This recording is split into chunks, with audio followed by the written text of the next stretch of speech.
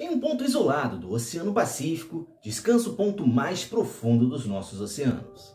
A Fossa das Marianas foi descoberta há não muito tempo, mas desde então levanta diversas dúvidas sobre o que existe lá embaixo. Neste vídeo vamos comentar e falar bastante sobre a história da Fossa das Marianas. Meu nome é Joston Correia, sejam bem-vindos ao canal de Omila.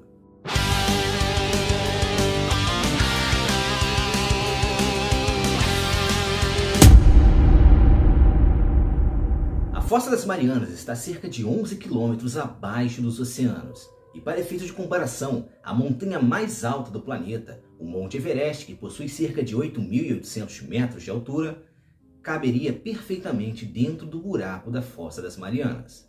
Nessa fossa também existe o ponto mais profundo do planeta, chamado de Challenger Deep, ou, em português, Depressão Challenger. A Fossa das Marianas foi descoberta no ano de 1876, quando o navio da Marinha Britânica Challenger chegou à região. Para descobrir a profundidade da região, a tripulação utilizou uma corda, obtendo a medida de cerca de 8 km de profundidade. Alguns anos depois, o navio da Marinha Americana USS Nero chegou à região, mais exatamente em 1899, utilizando do mesmo preceito da tripulação do Challenger. Dessa vez, conseguiram modificar a profundidade da região para cerca de 9,5 km.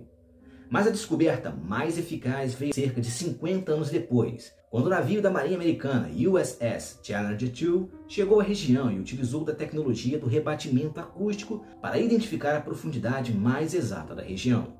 Dessa vez, a profundidade foi ampliada para cerca de 10,5 km. Pesquisas posteriores foram realizadas, mas nenhuma alterou drasticamente a profundidade da região, com a maioria delas variando entre 10,5 km a 11 km de profundidade. A Fossa das Marianas se formou alguns milhões de anos atrás, e diferentemente do que o nome indica, ela não é um buraco super profundo, e sim uma região que vai afunilando até chegar ao ponto mais profundo do oceano.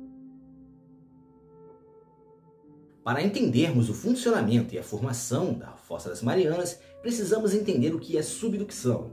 A subducção ocorre quando temos o contato entre duas placas tectônicas, onde uma delas, geralmente mais pesada, é constantemente afundada em direção ao manto do planeta. Neste caso, temos o contato entre a placa do Pacífico e a placa das Filipinas. A placa do Pacífico, que é uma das mais antigas do planeta, é constantemente subduzida em relação à placa das Filipinas. Esse fenômeno leva à formação de lava, que aos poucos vai preenchendo o fundo oceânico da região da Fossa das Marianas, tornando aquele ambiente relativamente estável em relação a outros locais onde ocorre o encontro de placas tectônicas. Apesar da placa do Pacífico mergulhar em direção ao manto num ângulo bem inclinado, na região específica da Fossa das Marianas isso não acontece, tendo um ângulo de descida bem suave. Se você está se perguntando se alguma pessoa desceu a Fossa das Marianas, a resposta é sim, mas isso aconteceu pouquíssimas vezes. Vamos ver quem são essas pessoas. Foi apenas em 1960 que as primeiras pessoas desceram até a Fossa das Marianas. O tenente da Marinha Americana e oceanógrafo Don Walsh, acompanhado do engenheiro suíço James Pickard, desceram até a Fossa das Marianas num veículo submarino que eles batizaram de Batiscafo Trieste. Esse veículo foi produzido por James Pickard e vendido à Marinha Americana alguns anos antes. A missão durou cerca de 9 horas e foi parcialmente financiada pela Marinha Americana. O veículo tinha janelas do tamanho de moedas, e isso aconteceu para evitar que a pressão de mais de 1.000 atmosferas terrestres destruísse o veículo. Apesar de terem chegado ao ponto mais profundo da Fossa das Marianas, a Challenger Deep, a missão não obteve resultados satisfatórios, e a Marinha Americana desistiu de financiar novos projetos. Isso ocorreu principalmente pelos Estados Unidos estarem concentrados na corrida espacial contra a União Soviética. Em 1985, Robert Ballard, um oceanógrafo americano, apesar de não ter descido pessoalmente a Fossa das Marianas, utilizou veículos remotamente operados e fez uma descoberta que mudou para sempre o rumo da ciência. Até então, não se sabia que criaturas poderiam sobreviver abaixo de 4.000 metros de profundidade, mas através de suas filmagens ficou comprovado que abaixo da zona bate-pelágica do oceano era possível existir vida. Em 2012, ocorreu a missão mais emblemática para a Fossa das Marianas. O cineasta James Cameron desceu a Challenger Deep, num veículo projetado por ele mesmo, e durante algumas horas fotografou e filmou a fauna presente na região da Fossa das Marianas. Em 2019, o ex-militar da Marinha Americana e atualmente investidor, Victor Vescovo se tornou a primeira pessoa a descer 2 vezes ao ponto mais profundo da Fossa das Marianas.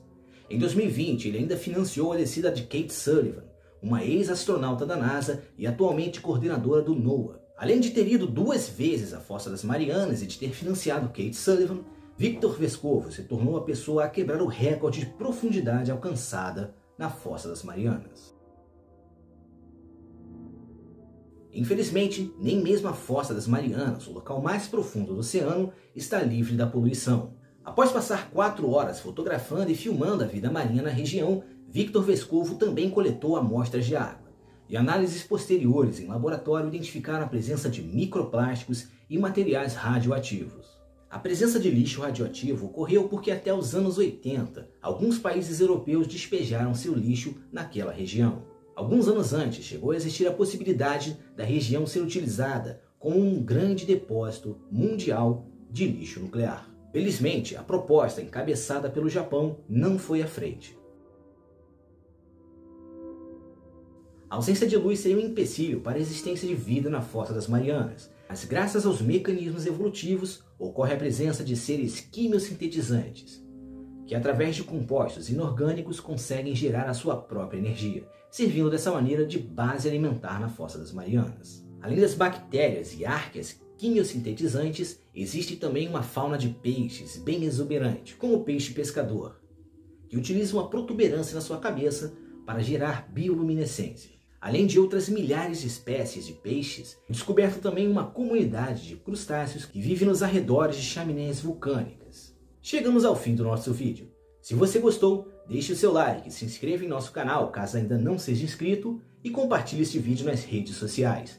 Não esqueça de comentar para sugerir novos temas para o nosso canal. Muito obrigado pela sua presença. O canal de Omila agradece muito. A gente se vê no próximo vídeo. Muitos beijos, forte abraço e até a próxima.